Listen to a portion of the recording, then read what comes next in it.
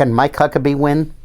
I have to disclose that I was Mike's political consultant in Arkansas for many years, and we're very, very close personally.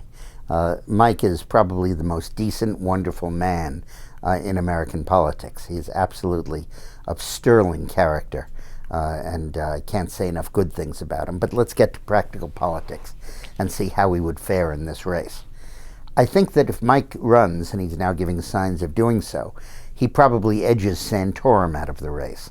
I think that his bona fides as the religious right candidate, the pro-life candidate, probably eclipse those of Santorum, and I think in Iowa, Huckabee will eclipse Santorum.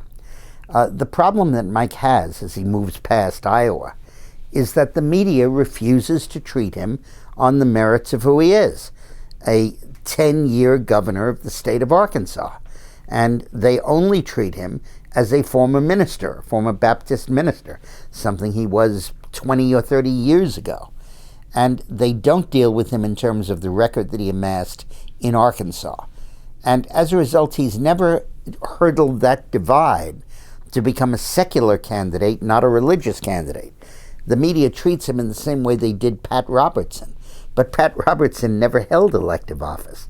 Mike Huckabee has a distinguished and excellent record as governor.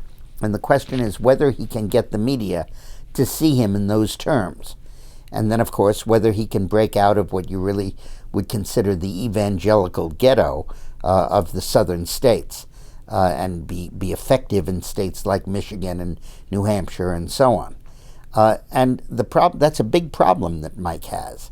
Now, there are negatives against him will always be thrown back to go back to his religious convictions. And in a way that Romney never had to answer for his, Huckabee will have every one of his thrown up against him. And that'll make it very difficult for him to pass through that membrane that separates the evangelical from the secular. But he's got to do it. He's got to punch through that. Now, of course, his time in Fox News has given voters a really in-depth understanding of what a wonderful guy he is. And his personality is very attractive, and I think people like him a great deal.